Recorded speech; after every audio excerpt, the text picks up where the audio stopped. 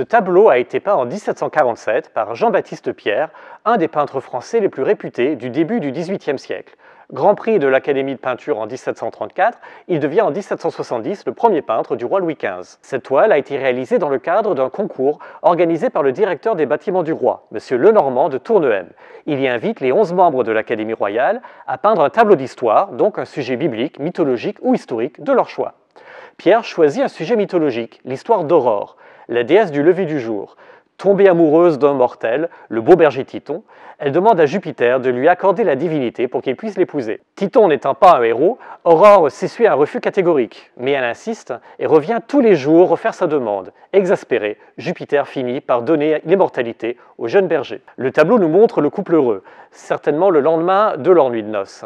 Ils sont représentés dans leur lit conjugal, entourés de petits amours ailés, au moment où Aurore, visiblement avec beaucoup de regret, part ouvrir les portes du ciel pour laisser passer le char d'Apollon. Le regard de Titon ne laisse quant à lui aucun doute sur ses envies. Dans ce tableau joyeux et coquin, le peintre a d'ailleurs ignoré la fin terrible de l'histoire. Immortel, mais pas divin, Titon est condamné à vieillir éternellement, sans jamais mourir. En effet, Pierre cherche ici à séduire le public, et le mythe n'est qu'un prétexte pour représenter une scène érotique.